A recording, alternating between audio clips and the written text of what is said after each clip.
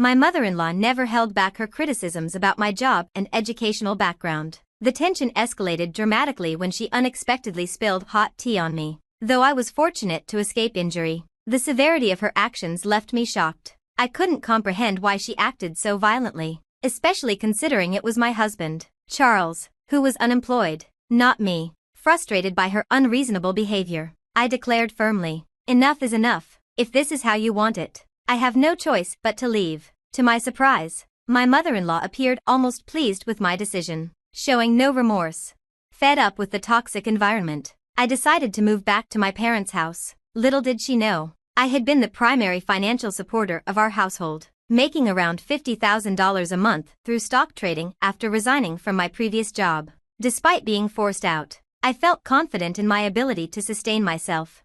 Charles and I had started our relationship in college, both studying economics with dreams of thriving in finance. After we landed jobs at different brokerage firms, he proposed, and I eagerly accepted, envisioning a bright future together. However, our plans shifted when Charles asked me to leave my job and move in with him and his mother after his father passed away. Initially hesitant, I eventually agreed, hoping it wouldn't become a burden.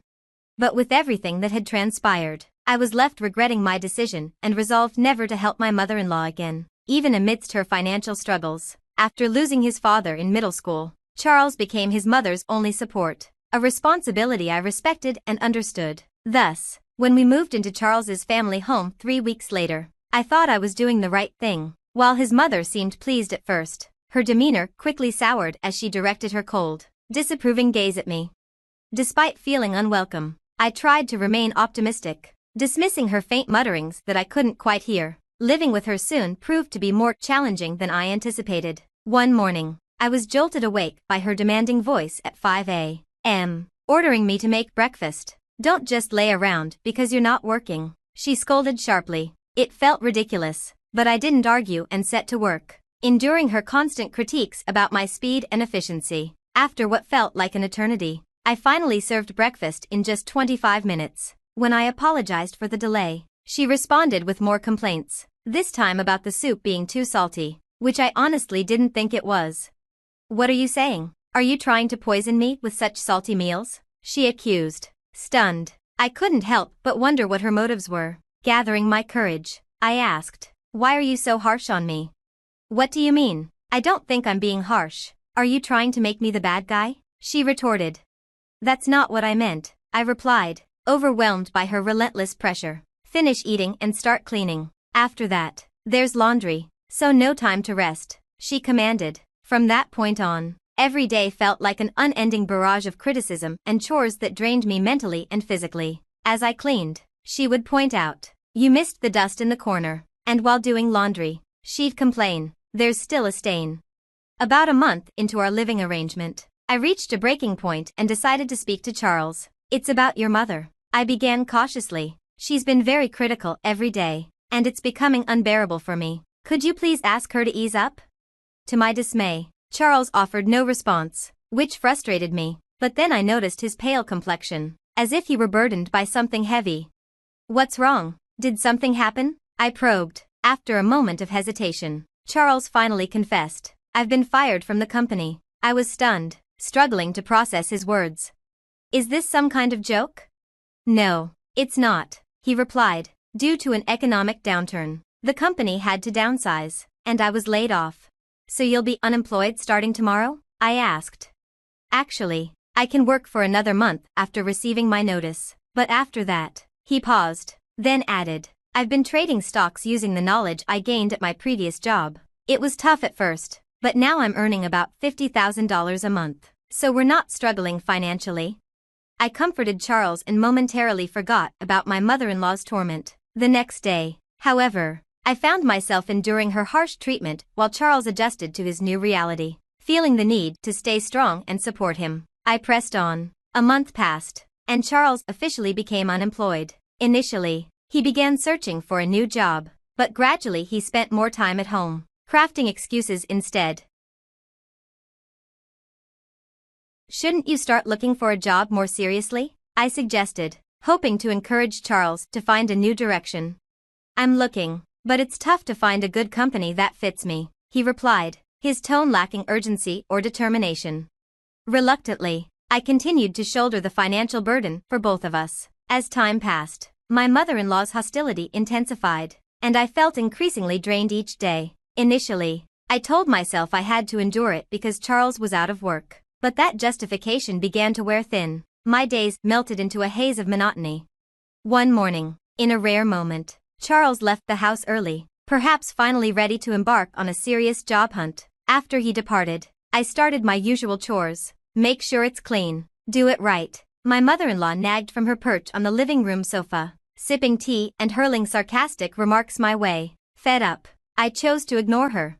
Suddenly, her temper flared. How dare you ignore me? You're just a daughter-in-law, and you don't even have a job. I continued my cleaning, trying to drown out her venomous words. Her anger escalated as she yelled, "Still ignoring me? Unemployed and uneducated people like you should leave this house." In a fit of rage, she threw her hot tea at me.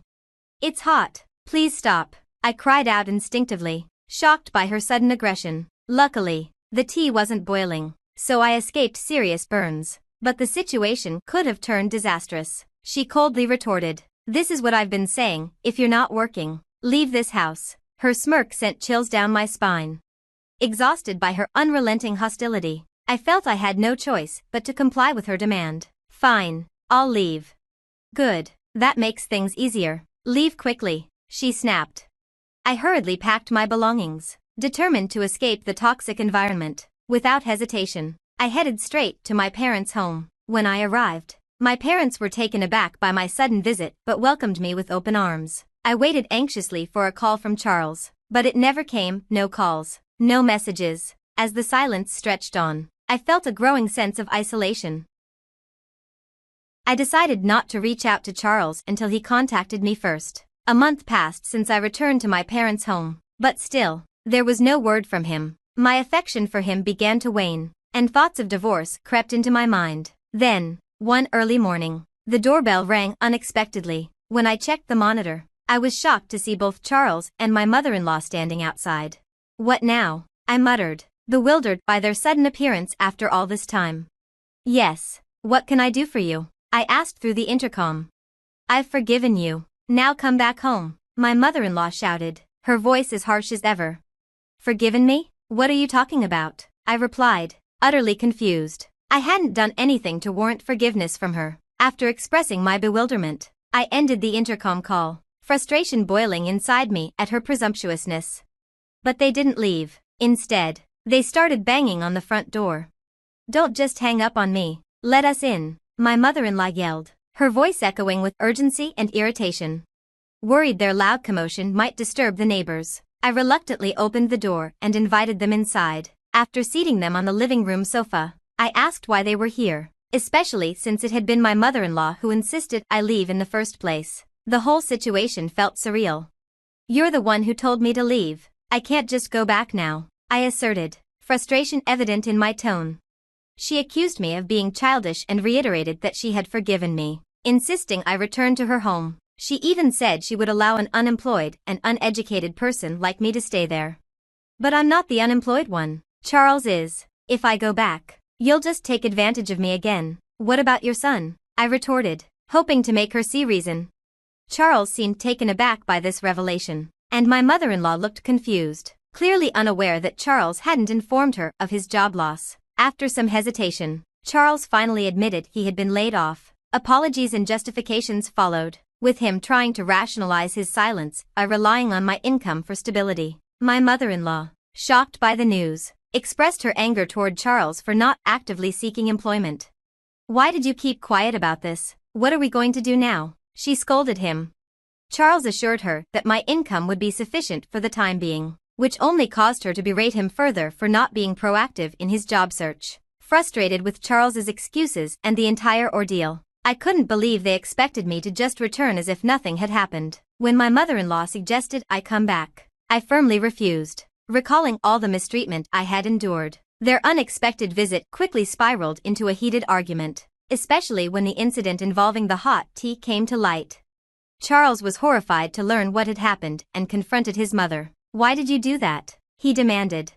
She admitted that her actions stemmed from my ignoring her. which ignited a fierce exchange between them. I intervened, suggesting they take their dispute back to their home, highlighting the discomfort their loud arguing caused in someone else's space. My intervention seemed to soften their approach, previously assertive and domineering. They now pleaded with me to return, promising no further trouble. Yet, I saw through their empty assurances. Charles's promise to find a job seemed insincere, and my mother-in-law's vow to stop causing chaos felt equally unreliable.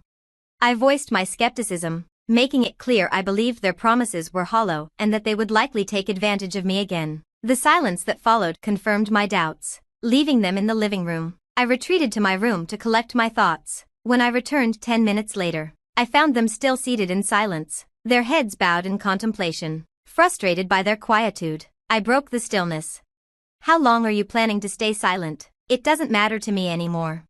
Rather than engaging in conversation, I took decisive action. I handed Charles a document I had prepared in advance, a pre-filled divorce form with my signature already on it. Charles looked at the document, utterly bewildered. "Can't you see? It's a divorce form. I'm done with someone who won't find a job and didn't even bother to contact me after I returned to my parents' house," I explained bluntly. "Don't. Wait, please. This is too sudden," he protested. His stubbornness only fueled my irritation. He seemed oblivious to how his actions had brought us to this point. Unmoved by his pleas, I stood firm in my decision, ready to move on from the turmoil that had overshadowed my life for too long. I had made up my mind. My decision to divorce Charles was final, and nothing he could say would change that. Still in shock, Charles questioned whether the divorce was too harsh. "I don't think so. It's your fault," I responded, directing the same sternness toward my mother-in-law, who shared the blame for our predicament. Resigned, Charles signed the divorce papers, cautioning me not to regret my decision. However, I felt an overwhelming sense of relief, confident that the one who would come to regret this would not be me, but Charles. "I'll submit the divorce papers. I don't want any compensation. Just go home," I declared, finalizing my separation from Charles. Although it might have seemed harsh, distancing myself was essential to escape the constant harassment from my mother-in-law and the strain of Charles's unemployment.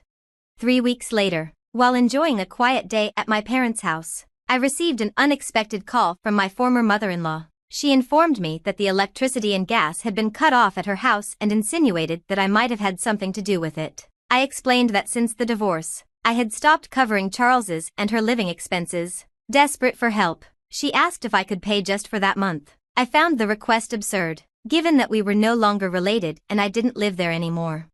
I firmly declined, suggesting she ask Charles for assistance since he had promised to find a job. Unable to accept my refusal, she pleaded for help, trying to appeal to our past as ex-in-laws. However, I remained resolute, ending the call and blocking her number to avoid any further entanglements. At last, I had severed ties with both my ex-mother-in-law, who had harassed me relentlessly, and Charles, who had proven himself unreliable. Life at my parents' house gradually became peaceful, a stark contrast to the tumultuous times I had left behind. I began to embrace a newfound sense of tranquility and freedom, relieved to be distanced from such a toxic environment.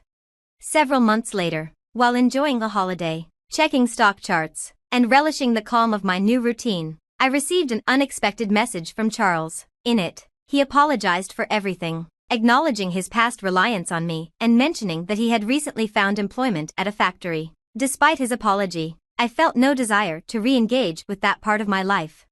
Charles wrote about his mother's continued harsh behavior and expressed a wish for me to come back. However, as I read his message, I was convinced that reconciliation was off the table. I decided to block Charles's number, choosing to permanently close that door. 8 months post-divorce, life took a positive turn when a friend introduced me to a new man. He was dependable and treated me with the respect I deserved. Despite our age difference, we found a strong connection. While we weren't rushing toward marriage, I cherished the happy moments we shared. He brought a sense of joy and stability that I had long missed, allowing me to focus on the present and leave my troubled past behind. With him, I began to truly rebuild my life.